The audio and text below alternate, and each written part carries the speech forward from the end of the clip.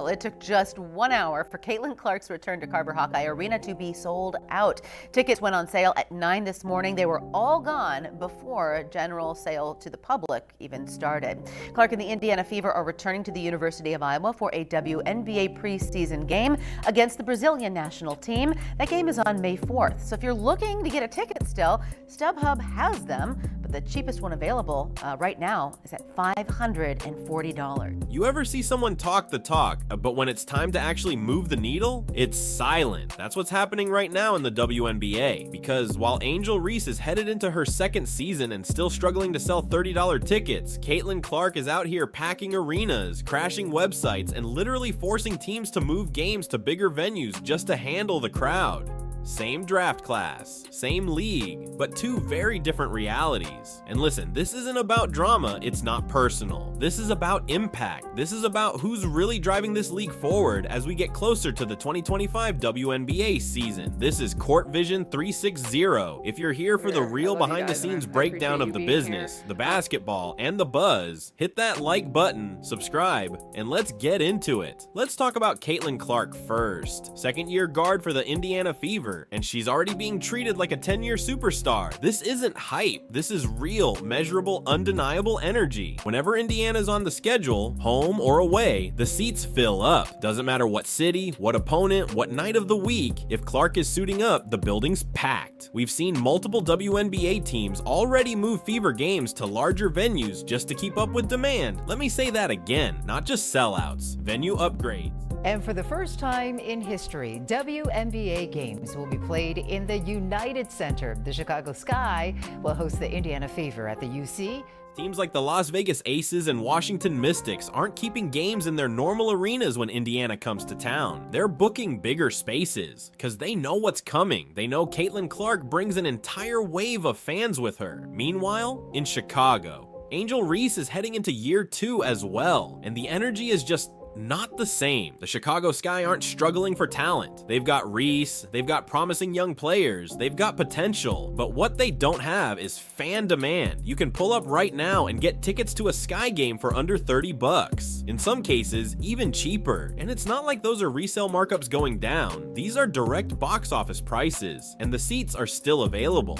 This isn't even about comparing stats or game performance. This is strictly about who's drawing eyes, who's moving tickets, and who's pushing the league into new territory. Because Clark, she's doing things that go way beyond the box score. Open practices are getting thousands of people. Kids are showing up with homemade signs. Fans are buying up jerseys, shoes, posters, anything with Caitlin's name on it. She's a full-on phenomenon, and it's not slowing down. Every box, whatever the box you have, Stephen A. for, right. She checked it. She checked it. She checked. Make no mistake about it. She deserves all the praise in the world that she's getting right now. Her games are leading national broadcasts. Her name is leading headlines. Her team, the Indiana Fever, has gone from irrelevant to can't miss in just one season. Let's not forget, this is still a team that didn't even sniff the top of the standings last year, but it didn't matter because fans weren't just watching for wins. They were watching for her. Now on the flip side, you've got Reese, who came into the league with tons of media momentum, tons of visibility, more NIL headlines than just about anyone. And in fairness, she brings personality, she brings confidence, she's a competitor. But when it comes to ticket sales, when it comes to putting fans in seats, the numbers speak for themselves. Chicago home games haven't moved. They haven't been relocated to bigger arenas. They haven't caused site crashes or resale frenzies. They've stayed exactly where they are, with a lot of seats waiting to be filled. And listen, it's not about rooting against Angel Reese. That's not the point here. The point is the contrast. Two high-profile players entering year 2. Both had big expectations. Both had huge followings coming out of college. Both were hyped as the future.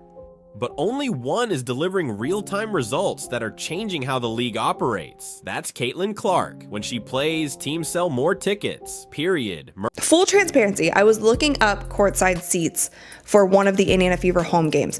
Firstly, I could not find a courtside seat that is like first row on the hardwood, but a supply and demand issue. We have seen it. There was also just a report where the Indiana Fever will be playing at Iowa for a preseason game against the Brazilian women's national team, and 15,000 tickets sold out in under 45 minutes. Like, this is Taylor Swift type of voodoo.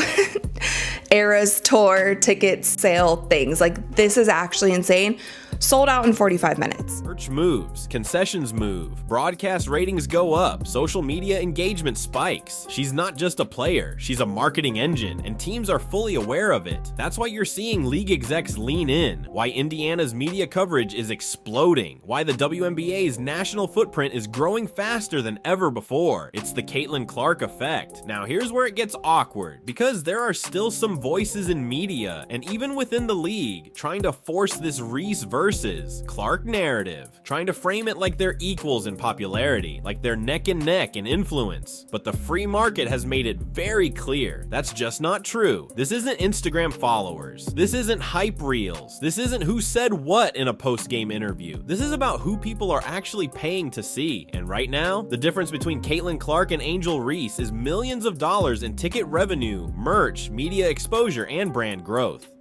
You can't fake this. You can't Photoshop empty seats into sellouts. Fans are choosing with their time, their money, and their attention, and it's not even close. People aren't just showing up to watch Clark, they're planning trips around her games. Families are traveling state lines just to see her live. Some fans are spending hundreds, sometimes thousands for a single ticket. Meanwhile, Reese can't even fill the lower bowl in her home arena at $30 a seat. And again, it's not about disrespect, it's about being honest. If we're going to talk about growing the women's game, if we're going to talk about star power, if we're going to talk about pushing the WNBA into a new era, we have to acknowledge who's actually doing that right now. It's Caitlin Clark, not because of what the media says, not because of what social media says, but because of what the fans say. Every single night she steps on the floor. This season is shaping up to be the biggest in WNBA history. More eyes than ever, more platforms, more attention. And if we're being real, a huge chunk of that is thanks to one player. Whether it's her style of play, her deep range, her court vision, her intensity, whatever it is, it's working. And it's putting the league in front of audiences that were never tuning in before. The 2025 season hasn't even tipped off yet, and Clark is already making moves like a season MVP.